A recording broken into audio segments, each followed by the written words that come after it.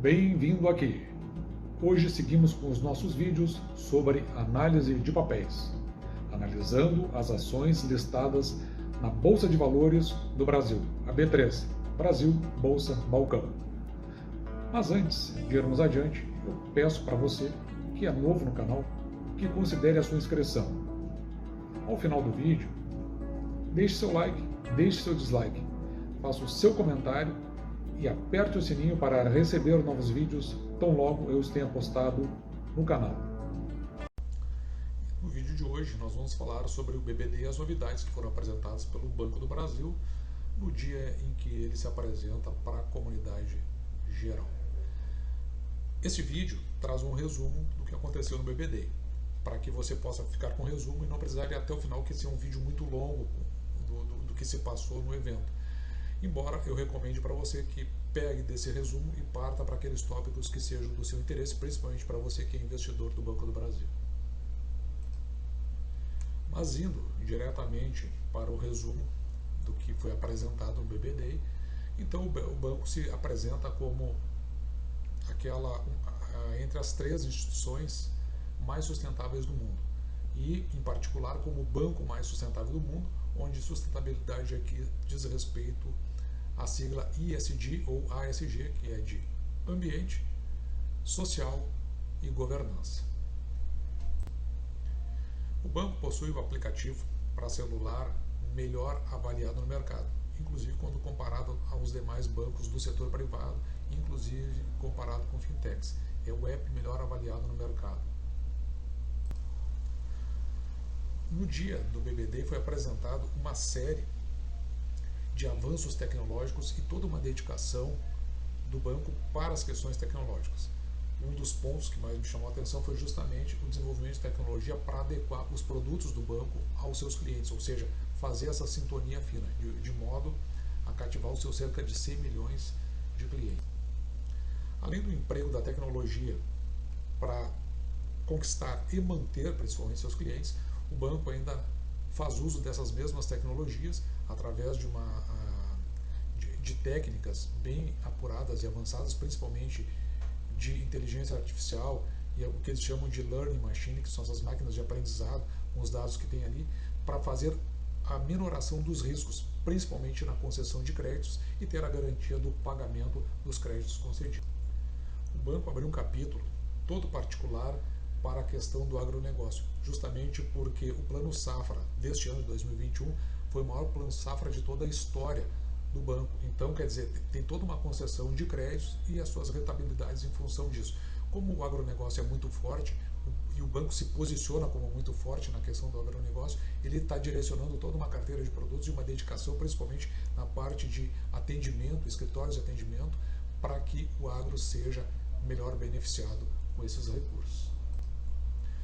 Para o ano de 2021, continuou sustentado o payout de 40%, ou seja, aquele valor que é retirado do lucro líquido para a distribuição aos acionistas. E aqui um fator importante, a revisão do guidance do Banco do Brasil, que revisou para cima, então, entre 17 bilhões e 20 bilhões para o exercício de 2021. Então, daí você pode tirar 40%, que esse é o valor a ser distribuído entre os acionistas, e você vai saber qual é o valor que você tem a receber, então, como acionista, ou se você quiser ingressar como acionista do banco, comprando ações na B3. Foi levantada a questão do valor da ação, que hoje é considerado baixo no mercado, e por que isso ia acontecer. Então, o CFO da companhia mencionou que essa avaliação do mercado ela não é condizente com a entrega do banco. O banco está fazendo todo um conjunto de entregas, mas o mercado, por outro lado, está fazendo uma avaliação consubstancial. Talvez aí indique um ponto interessante para a entrada na ação e fazer compra de novas ações para aqueles que já possuem. Como o banco está investindo muito na parte de tecnologia, muito tecnológico, se tornando cada vez mais tecnológico, principalmente para cativar novos clientes e manter os que já tem, então isso tudo requer um ambiente muito seguro, para que haja confiança nas operações e que elas sejam garantidas, que não sejam perdidas ou até o cliente possa vir a ter prejuízo. Dessa forma, o banco tem investido e muito, segundo o BBD, no ambiente digital seguro, para essas garantias para o cliente digital. O banco, no exercício de 2021, atingiu o seu menor índice de inadimplência da história. E tudo isso aí porque, como nós vimos anteriormente, ele faz toda uma composição do ponto de vista tecnológico justamente para identificar aquele produto que vai ser entregue ao seu cliente, o cliente tenha condições de retornar. No caso dos créditos, em especial do consignado, que ele tenha condições de pagar. Então o produto que ele vai retirar aqui é ajustado com as suas condições de pagamento. Então está bem afinado isso do ponto de vista tecnológico. E veja que, mais uma vez, o banco menciona a questão de envolvimento tecnológico e desenvolvimento tecnológico. Levantada a questão, por uma das perguntas, da ingerência política sobre o banco menciona que tem uma governança consistente, conforme ele mesmo apresenta, mas eu não senti assim, muita segurança quando o presidente falou sobre essa questão, justamente porque muitos dos diretores eles são escolhidos pelo ente político. Além disso, tem bastante dedicação ao ESG, o ambiente, social e governança, que isso é falado ao longo de toda a apresentação do BBD. E também um grande investimento, um forte investimento e muita dedicação ao Open Banking. Com relação às agências físicas, o banco ele menciona assim, essa tendência, né, de que o uso dos Open Banking, o uso dos apps para suas operações e também a conversão de agências em escritórios. Aqui fica uma dica para quem tem fundos de investimento imobiliário, principalmente aqueles que são fundos de investimento imobiliário de agências bancárias. Feito esse breve resumo, eu aconselho que você assista o vídeo até o final, porque eu fiz um extrato, foram 2 horas e meia de vídeo, eu fiz uma redução a 30 minutos, um vídeo que se tornou bastante longo, mas para você que é investidor do Banco do Brasil, ou que pretende investir no Banco do Brasil, tem ali informações muito interessantes, principalmente do ponto de vista do desenvolvimento do banco e por que ele e por que a gente pode responder, por exemplo, como é que os bancões, e o Banco do Brasil é um dos bancões, faz frente às fintechs que vêm aí com pouca estrutura e oferecendo produto aos seus clientes. Aqui tem boas respostas para essas questões. Um bom vídeo para você.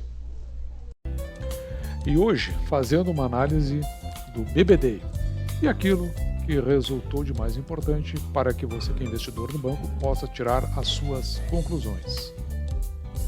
Fomos reconhecidos pelo 3º ano consecutivo como uma das empresas mais sustentáveis do mundo, pelo ranking global 100 da Corporate Knights. Nessa edição, o BB ficou em 3ª colocação geral, sendo considerado a instituição financeira mais sustentável do planeta. Isso é resultado de nossas estratégias e das nossas práticas, que há muitos anos consideram os aspectos ambientais, sociais e de governança, conhecidos pela sigla ASG ou ESG. A pessoa que está fazendo essa apresentação é o Fausto de Andrade Ribeiro, ele é o presidente do Banco do Brasil. E aqui eu chamo a atenção para um destaque, que é justamente esse reconhecimento feito pela Global 100 sobre a sustentabilidade. Então, o Banco do Brasil é a 3ª empresa mais sustentável do mundo, segundo a Global 100, e é o banco mais sustentável do mundo. E quando se fala em sustentabilidade, a gente está fazendo referência ao ESG, né, que é, ou ASG, que é Ambiente, Social e Governança. O mais importante para nós tirarmos aqui é a questão da governança, que é importante para o investidor. Eu acho que esse é um dos fatores que destaca, que distingue o Banco do Brasil. Possuímos ainda uma robusta governança corporativa baseada em estruturas de decisões colegiadas, com comitês especializados e no modelo de segregações de funções.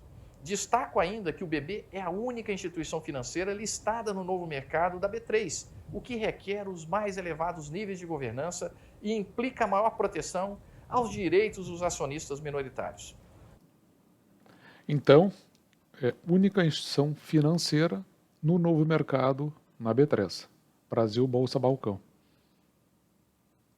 Bom dia a todos, sou Enio Matias, vice-presidente corporativo. Para garantir a perenidade da empresa, é necessário manter nossa identidade, mas adaptando à transformação que vivemos. A cultura da empresa é a cultura de seus colaboradores e líderes. No Banco do Brasil, nossa identidade é vinculada à transparência, à ética, à segurança e à responsabilidade social. Esses são predicados importantíssimos, dos quais nos orgulhamos e batalhamos diariamente para manter. Mas aqui também investimos fortemente em inovação. Fomos pioneiros no Internet Banking e há anos temos o aplicativo bancário mais bem avaliado pelos usuários. Nossa capacidade de transformar também é um dos motivos que possibilitou que essa empresa se tornasse bicentenária. Para estarmos alinhados às expectativas do cliente e do mercado, temos que desenvolver nossas competências digitais com a urgência exigida pela atualidade. Ou seja, né, o DNA do banco, né, tanto por ser primeiro com o Home Bank, assim como por ter o seu aplicativo de banco mais bem avaliado do mercado. Com a disseminação da cultura low-code, o banco espera expandir a capacidade de criação de soluções de forma simples e rápida e possibilitar a entrega acelerada de softwares que alavanquem os resultados. O que o banco busca aqui é justamente utilizar essas novas tecnologias que são low-code, que é necessário que o conhecimento não seja tão elevado sobre o desenvolvimento de software. Então, é pouco conhecimento, de forma que aquela pessoa que faz o desenvolvimento ela coloque mais força nos resultados, no desenvolvimento, nos aplicativos, inclusive dentro dos seus processos locais. Então o banco está investindo nesta linha do low-code. Eu não poderia encerrar sem mencionar outra característica cada vez mais valorizada pelo mercado globalizado: a diversidade. Uma empresa com representatividade tem mais oportunidades de se destacar no mercado, de aumentar a produtividade e de tomar melhores decisões. Atuar com pessoas com vivências, experiências, culturas e habilidades distintas torna as equipes mais fortes e preparadas para adaptarem-se às mudanças culturais. Olá, pessoal. Eu sou o João Carlos Pessego, vice-presidente de negócios de Atacado. Olá, pessoal. E eu sou Carlos Mota, vice-presidente de negócios de varejo, e estamos aqui para falar com vocês sobre o que estamos fazendo para fortalecer cada vez mais o relacionamento com os nossos clientes e continuarmos protagonistas. Manter o cliente no centro da nossa estratégia é agenda prioritária aqui no banco. E durante a nossa conversa, vocês vão ver o quanto estamos engajados nesse propósito. Conta pra gente, Mota, as novidades do varejo? Pessego, por aqui seguimos na estratégia de personalizar ainda mais o relacionamento por meio de inteligência analítica aplicada ao conhecimento do nosso cliente. Estamos chamando de um banco para cada cliente. E essa estratégia se apoia em 3 pilares: a hiperpersonalização, a experiência integral nos canais e as tendências do nosso varejo. Eu vou começar falando da hiperpersonalização. Sabe aquele sentimento de familiaridade e pertencimento que temos ao entrar em um lugar, seja ele físico ou virtual, e sentir que ele foi feito para a gente? Pois é disso que eu estou falando. Mota, você comentou um pouco sobre a estrutura para atender o cliente investidor. Agora, conte um pouco mais sobre os modelos de atendimento mais leves que implementamos no varejo este ano. Isso mesmo, Pessego. Quando falamos em especialização do relacionamento, aqui no varejo temos ampliado cada vez mais os clientes que contam com o atendimento de um gerente dedicado, o que fortalece a satisfação e os resultados.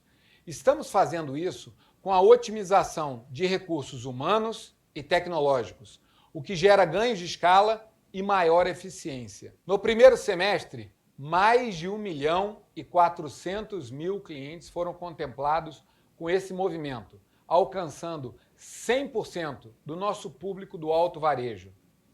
Nosso direcionamento aqui é prestar atendimento cada vez mais qualificado para mais clientes, em modelos mais leves e com mais inteligência analítica. Os analíticos são sistemas de inteligência que operam sobre os dados do banco, tanto dados escritos, dados de áudio, dados visuais e até pelas clicagens que são feitas através dos aplicativos, de maneira que o banco consiga refinar o seu entendimento, a sua compreensão sobre os seus clientes, aqui em particular sobre os clientes do varejo. Conta pra gente, Pessego, quais são os principais drivers para o crescimento dos negócios do atacado? Atingimos em junho deste ano uma carteira de crédito de 180 bilhões de reais para os segmentos Middle, Corporate e Large Corporate. Queremos continuar crescendo essa carteira com rentabilidade adequada, mantendo a qualidade dos ativos. Dentre os norteadores da nossa estratégia está o foco no agronegócio. Buscamos incrementar os negócios junto à cadeia de valor dos clientes, ofertando crédito e serviços para pequenas e médias empresas e produtores rurais das agroindústrias, promovendo sinergias entre a rede atacado e varejo. Mota, e falando de ecossistemas digitais, parcerias e plataformas próprias ou de terceiros, o varejo também nos desafia. Como você tem enxergado a estratégia de canais?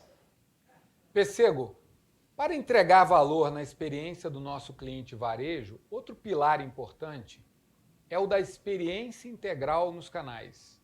Eu estou falando da capacidade de integrar e modernizar nossa arquitetura de canais, com novos formatos de pontos de contato e de atendimento, sejam próprios ou de parceiros. Queremos oferecer o conceito de onipresença de canais, com a melhor conveniência para o nosso cliente. Na prática, Pêssego, garantir a tríade, alcançar o cliente certo, com a melhor solução e no momento de vida adequado. Enfim, o Omnichannel já é uma realidade por aqui há algum tempo. A estrutura Omnichannel é aquela onde a pessoa, não importa por onde ela chega na instituição, por um meio físico, por uma carta, por um e-mail, pelo WhatsApp ou pelo aplicativo do banco. Ela é atendida de qualquer forma, começando no analógico, terminando no digital, ou começando no digital e terminando no analógico. Então, esses multicanais é o que é chamado de Omnichannel.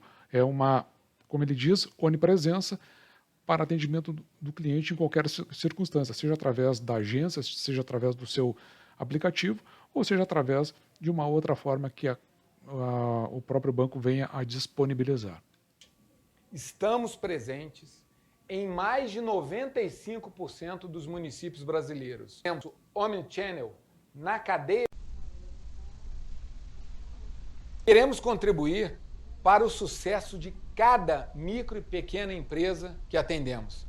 Dessa forma, seremos o direcionador desse ecossistema, fazendo integração com diversas empresas de ERP e também fornecendo uma plataforma própria de gestão financeira e empresarial para nossos clientes. Um bom exemplo de processo Omnichannel na cadeia de valor é o nosso processo de folha de pagamento. Você vai falar um pouco disso, não é isso, Pêssego? Isso mesmo, Mota. Tanto o varejo quanto o atacado, nosso processo foi remodelado e permite que uma empresa abra a conta de seus funcionários de forma completamente digital, sem papel. E o cliente pessoa física pode confirmar o início desse relacionamento pelo celular ou na agência, como ele quiser. Bom dia a todos. Eu sou a Janaína Stott, da Unidade de Relações com Investidores. E eu tenho o prazer de ter comigo aqui hoje o Marcelo Cavalcante, vice-presidente de Desenvolvimento de Negócios e Tecnologia, Pedro Bramon, diretor de Negócios Digitais, e o Rafael Giovanella, nosso gerente geral da Unidade Cyber e Prevenção a Fraudes. Janaína, excelente pergunta, né? O BB atuando além do negócio do banking tradicional, né? Além da conta corrente, cartão de crédito, enfim, expandindo a nossa atuação e gerando novas fontes de receita com foco para agregar valor para o cliente, no relacionamento com o cliente. O BB ele será mais leve na sua estrutura e buscando integração entre a rede de agências físicas, né, com o digital que está vindo por aí, né? Bom, Janaína, a agenda de inovação do banco tem como grande foco, no final do dia, contribuir para o crescimento, para a experiência do cliente e para a eficiência operacional. No crescimento, nosso foco é desenvolver novas soluções de negócio, permitam a gente alcançar mercados diferentes, rejuvenescendo nossa base de cliente. Dois bons exemplos disso foram na nossa plataforma Broto, que em pouco mais de um ano já tem 900 milhões de negócios originados nessa plataforma, utilizando a nossa fortaleza competitiva, que é o agro, e os gift cards, que são tickets de soluções digitais, que aparentemente não tem nada a ver com o banco, mas contribuem para que o cliente tenha uma certa recorrência no nosso aplicativo digital. Perfeito. Obrigado, Janaína. Bom dia. Segurança dos nossos canais sempre foi uma das nossas premissas mais importantes. O banco é reconhecido como um banco seguro e, além de prover segurança completa em todos os canais de atendimento, a gente tem uma preocupação muito grande em garantir uma experiência fluida para os nossos clientes. Open Banking pode ser um termo bastante recente para o brasileiro como um todo, mas o Banco do Brasil já vem experimentando o Open Banking há muitos anos. Por volta de 2015, 2016, nós começamos as primeiras parcerias com empresas para a venda dos nossos produtos em suas plataformas. E desde essa época nós já desenvolvemos todos os nossos requisitos de segurança para o desenvolvimento e internalização de APIs. E com isso a gente consegue antecipadamente saber como os atacantes estão agindo e aí preparar bem a nossa estrutura para uma boa defesa. E por fim, mas não menos relevante, acho que a gente investiu muito numa cooperação que a gente entende que é extremamente relevante nesse mundo da defesa cibernética, que é a cooperação com instituições tanto nacionais quanto internacionais de defesa cibernética. E aí eu vou destacar o CERT-BR, que é o Centro de Estudos e Resposta a Tratamentos de Incidentes, onde a gente atua efetivamente, e o Projeto Tentáculos da Polícia Federal, onde a gente também contribui com informações sobre fraudes, né, que permitem que a própria Polícia Federal também tenha a capacidade de combater o cybercrime. Então, os atacantes mencionados aqui são os hackers. Olá a todos, sou o Renato Naegeli, vice-presidente de agronegócios. É uma satisfação falar sobre as iniciativas do BB no segmento agro. O Banco do Brasil é o maior parceiro do agronegócio brasileiro. A história do BB se confunde com a do agronegócio, desde sempre, e nos enche de orgulho essa parceria tão sólida e frutífera ao longo dos anos. De acordo com o IBGE, o PIB do agronegócio de 2011 a 2020 cresceu 25,4% e totalizou 1,9 trilhão de reais. De tudo que é produzido no Brasil, 1/4 vem do campo e da cadeia produtiva do agronegócio. Em julho desse ano, lançamos o maior plano safra de todos os tempos, com 135 bilhões de reais para atender às diversas necessidades do agronegócio. Agregado o uso da inteligência artificial à assessoria humana. Um exemplo disso é o Agrobot, o consultor virtual agro do Banco do Brasil, que fornece informações e análises personalizadas para a otimização dos resultados dos produtores. Eu tenho comigo aqui a Paula Teixeira, vice-presidente de Gestão de Riscos, e o Antônio Barreto, vice-presidente de Governo e Sustentabilidade. Sim, Janaína. Muito bom estar aqui, uma alegria estar aqui hoje conversando um pouco sobre esses temas, sobre o avanço da tecnologia, do uso de dados dentro do banco. E o banco tem feito o uso massivo de dados de inteligência analítica para suas tomadas de decisão. Desde 2017, nós estamos incorporando esse uso dos dados nos nossos modelos analíticos, nos nossos modelos estatísticos, nos algoritmos matemáticos. Para quê? Que a gente vem enriquecendo todos aqueles modelos tradicionais de concessão de crédito que a gente tem com o uso desses dados, com o uso de inteligência analítica. Com isso, o que a gente consegue? A gente consegue aperfeiçoar, antever, comportamentos e melhorar toda essa questão de concessão do crédito com um olhar específico para cada um dos nossos clientes. Dentro desse contexto de utilização desses dados e aprimoramento de toda essa estrutura e dessa governança dos nossos modelos, nós também, no decorrer do ano passado, implementamos uma nova metodologia denominada Matriz de Resiliência. O que essa metodologia busca fazer e o que ela trouxe de inovação? Nós mensuramos e buscamos entender, compreender, e através desses dados aprender quais eram os setores da nossa economia que seriam beneficiados ou que teriam algum tipo de dificuldade num momento tão delicado, no contexto tão complicado que nós estávamos passando de pandemia que a gente ainda vive dentro desse contexto. Lembra que eu falei anteriormente dos analíticos? Então eles avaliam essa gama toda de dados que possui o banco sob o ponto de vista da inteligência artificial para valorar se aquele cliente, aquele tomador de crédito, ele tem condições de fazer o pagamento, reduzindo assim os riscos de inadimplência. Bom, Janaína, primeiro eu agradeço o momento de estar aqui. Paula, não vou tirar a gravata. Está muito bem. É melhor eu continuar bem formal aqui do seu ladinho, tá bom? Mas, Janaína, é importante a gente falar da carteira sustentável do banco, pensando não só no que a gente acredita dessa carteira. São 258 bilhões, 36% da nossa carteira tem uma característica positiva, que a gente chama de uma externalidade positiva, e evidencia que o banco caminha numa direção sustentável em todos os segmentos. É importante a gente lembrar que a gente não usa só a nossa taxonomia. O banco se preocupou em procurar uma taxonomia internacional, procurou encontrar os elementos para ter uma segunda opinião, e ao fazer isso com empresas contratadas, ele evidencia para toda a sociedade, todos os nossos stakeholders. Então, investidores, não existe uma carteira mais sustentável do que a nossa. Essa é uma realidade. Porque a sustentabilidade, o ESG, está presente nas nossas ações para esses empresários, para estados, para municípios. Né? Existe um desenho claro e objetivo da nossa estratégia para que a gente, de um lado, tenha a transformação da nossa carteira e possa auxiliar na travessia dos nossos parceiros. E aí falamos de dois elementos. De um lado, o crédito e do outro, os investidores. Exemplo claro disso é mostrar uma ação concreta que o banco fez, por exemplo, sobre energia renovável. Recentemente, em maio, focando a nossa rede, a nossa estrutura e os nossos canais de divulgação, o banco se preocupou em fazer com que 200 milhões de reais fossem irrigados de desembolso num único mês. Bom dia a todos. Eu sou Ricardo Forne, vice-presidente de Gestão Financeira e de Relações com Investidores, e hoje vou falar um pouco sobre as iniciativas de eficiência e inovação em novos negócios. Como tivemos a oportunidade de comentar com vocês, o BB vem realizando diversos movimentos que pavimentam um futuro com negócios ainda mais sustentáveis, qualidade de serviços aos nossos clientes e rentabilidade aos nossos acionistas. Nossa proposta de valor é entregar serviços que integrem o contato pessoal com a facilidade digital, aprofundando os nossos relacionamentos. Outra frente que estamos trabalhando em eficiência é o aprimoramento do processo de precificação de operações de crédito por meio do uso de dados, tornando a oferta mais assertiva, personalizada e ágil. A precificação de crédito foi integrada ao ambiente de inteligência analítica do banco, o que permitiu o desenvolvimento de modelos preditivos, inclusive com o uso de machine learning.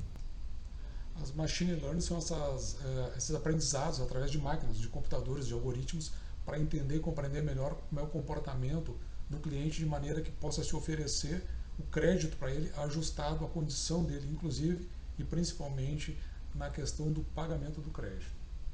Estamos testando em ambiente de laboratório uma solução totalmente digital para a precificação de operações de crédito pessoa física. A partir de um algoritmo estruturado, considerando variáveis como feedback de negócios anteriores e operações na concorrência como parâmetros para definir o melhor preço para cada operação. Esse tipo de solução ganha ainda mais força no contexto de Open Finance, agregando uma maior gama de dados para avaliações e ofertas mais completas. A pergunta é a seguinte: como o BB se protege de eventual ingerência política em suas decisões de alocação de capital? Excelente pergunta, Daniel. Eu gostaria de começar respondendo essa pergunta, lembrando que o Banco do Brasil tem um processo de governança corporativa sólido, com uma visão de longo prazo. Nós temos direcionadores estratégicos aprovados de forma colegiada dentro de todos os comitês técnicos do banco e o processo que funciona de bottom-up, quer dizer, de baixo para cima. Tomada de decisão no âmbito do Banco do Brasil. Esse é um processo que ninguém tem alçada individual dentro do banco. São todas alçadas colegiadas em estrutura de comitês. E, por fim, outro ponto extremamente relevante, que pode ser comprovado facilmente, a excelência no nosso processo de governança, é o fato do Banco do Brasil ter aderido ao novo mercado da Bovespa, a B3, desde 2006. A pergunta é a seguinte: o que justifica o desconto do Banco do Brasil em relação aos seus pares? Quando podemos esperar uma recuperação, um fechamento desse desconto? Qual a expectativa de payout para 2021 e 2022, em especial considerando potenciais impactos da reforma tributária em discussão? Bom, em relação a essa pergunta, eu queria agradecer a pergunta, acho que esse é um tema muito relevante. Em nossa visão, o preço atual não reflete a nossa capacidade de entrega de resultados crescentes e consistentes pelo Banco do Brasil. Atualmente, a gente entrega um retorno próximo a 15% ao ano, quando os nossos pares performam em uma range entre 17% a 20%. e nós continuamos comprometidos com a redução desse gap de rentabilidade. Atualmente, o múltiplo de preço sobre lucro apresenta um desconto superior a 50% em relação aos pares, quando a média histórica é de 25%. O múltiplo de preço sobre valor patrimonial, por sua vez, ele está em torno de 65%, e a média histórica é de 40%. Então a gente vê que esse múltiplo está muito acima do comportamento histórico, e esse alto nível de desconto no preço, ele faz com que a ação do BB apresente um dividend yield superior aos pares para os nossos investidores. Aproveito a oportunidade também para reforçar o nosso compromisso inabalável com a busca da rentabilidade e eficiência compatível com os pares privados. A política de remuneração aos acionistas foi estabelecida em 40% do resultado do exercício para este ano, maximizando o benefício fiscal do juros sobre capital próprio, o JCP. Sobre a reforma tributária, estamos acompanhando atentamente a sua tramitação no Congresso, o que pode vir a extinguir o JCP a partir de 2022. Além disso, a redução da alíquota pode ocasionar a reprecificação de créditos tributários ainda em 2021. Entretanto, precisamos aguardar o que será aprovado para falar a respeito dos potenciais impactos. Sobre distribuição de dividendos no ano que vem, isso ainda não foi definido no Conselho de Administração, esse percentual de distribuição. Nós vamos avaliar os potenciais impactos esperados de eventos como a reforma tributária e o cronograma de devolução do IHCD sobre o nosso robusto índice de capital principal. Acho que é isso que eu tinha para o tema. O IHCD são operações financeiras de empréstimos entre bancos públicos e o governo, de maneira a reforçar o capital dos bancos. A nossa pergunta, nós consolidamos alguns questionamentos do senhor José Almir e falando um pouquinho do Banco do Brasil e a sua participação no agro. O BB é líder no agronegócio, como nós discutimos aqui, com o aumento da competição, não só de bancos, mas também com as fintechs. Como que o banco pretende manter essa posição de liderança? Bom, uma excelente pergunta, né? Para um ótimo BB Day. Eu vou pegar emprestado uma fala do presidente sempre, que a concorrência é saudável, a concorrência é positiva. E explico por quê. A demanda no agro, ela é crescente, eu diria até exponencial, em produtos, em proteína animal e na segurança alimentar do Brasil e do mundo. Portanto, a concorrência significa mais recursos para apoiar o agronegócio. Mas aqui no BB, somos líderes dentro da porteira e nossa estratégia agora é ampliar nossa atuação na cadeia de valor do agro. Depois da porteira, apoiando a comercialização, a industrialização, o apoio à exportação desses produtos. E antes da porteira, na cadeia de insumos, fertilizantes, produção de sementes, bioinsumos. É o BB mais forte no agro, atuando na cadeia de valor. Para isso temos o Broto, broto.com.br, que integra negócios, gestão, conhecimento. Disse agora há pouco o Pedro Bramon, diretor de negócios digitais, uma ferramenta importantíssima para fazer do Banco do Brasil o maior ecossistema digital do agronegócio, com atendimento especializado em agronegócio, desde o produtor, do pequeno produtor da agricultura familiar até o grande produtor, apoiar de forma especializada as cooperativas e as agroindústrias, em todos os canais de atendimento do banco. Nesse plano safra temos bons números, porque a demanda é forte. Já chegamos em mais de 4.700 municípios, temos quase 190 mil operações realizadas e 46 bilhões de reais em desembolso. Com o aumento da preferência das interações digitais, como o BB vê o futuro das agências físicas e do próprio relacionamento com o cliente? Daniel, importante esse tema. Esse é um tema, Fausto, muito importante na indústria. Ele está em discussão estratégica em todos os bancos, os maiores bancos brasileiros, e o Banco do Brasil é o principal ator desse tema, com mais de 5 mil pontos espalhados por todo o Brasil e uma capilaridade de 95% dos municípios brasileiros. E para nós, Fausto, 3 elementos são importantes: a quantidade de agências, a capilaridade mais adequada e principalmente a tipologia das agências. Quem vai decidir tudo isso é o cliente, é o nosso cliente do Banco do Brasil. Isso evidencia que estamos no caminho certo. Temos inaugurado diversas agências, diversos pontos especializados de negócios. Agências agro, micro e pequena empresa, estilo, o próprio estilo investidor e os escritórios leve. Tudo isso nos permite uma ampliação da nossa especialização. Só este ano, Fausto, 1.400.000 clientes do alto varejo passaram a ter um gerente dedicado a ele.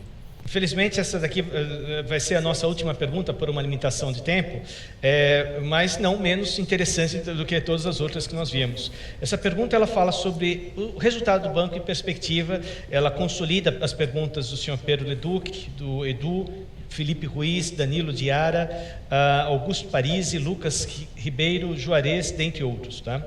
E aí eu pergunto o seguinte: quais são os direcionadores para o resultado de 2022? Quais são as estratégias do banco que vem tomando para melhorar o retorno sobre o patrimônio líquido nesse atual cenário? Para falar sobre 2022. Isso. Mas antes de falar sobre 2022, deixa eu fazer uma abertura aqui para você discorrer um pouquinho sobre esses dois temas. Eu considero extremamente importante e relevante, ao falarmos de alavancagem de resultado, em falarmos de dois eixos estratégicos que, de alguma forma, vão nos guiar, né, para obter melhores resultados. O primeiro deles, gente, é centralidade no cliente. E o segundo, tão importante quanto o primeiro, é uso intensivo de tecnologia. Então, acho que a questão primordial, a Ana Paula agora acabou de falar sobre a questão do crédito. O crédito é uma alavanca importante do nosso resultado, sempre foi assim e continuará assim. Além das linhas de crédito que nós somos protagonistas, como o agro, consignado e empréstimos para micro e pequenas empresas, nós queremos ampliar a participação em linhas com melhor retorno ajustado ao risco, em especial para os segmentos de varejo, avançando nessa estratégia de melhoria do mix da carteira. E complementando, a gente vê uma tendência positiva para a margem financeira. De acordo com o consenso de mercado, em 2022, as taxas de juros elas devem estacionar no patamar que vai ser alcançado agora no final de 2021 e se manter estáveis ao longo de 2022. Esse cenário, somado à estratégia de mudança de mix e ao crescimento da carteira, beneficiam a margem. Os nossos modelos também apontam que as provisões de crédito retornarão a um patamar similar aos níveis anteriores à pandemia. Então, a gente está num processo de estabilização agora do nível de provisionamento, já limpando essa carteira aí do período de pandemia. As receitas de prestação de serviços elas devem apresentar um crescimento moderado, com a evolução de receitas de novos negócios, contrabalançando a redução de receitas oriundas de conta corrente. Então, a gente viu o PIX impactando a questão de receitas de TED. Então, a gente está fazendo esse mix.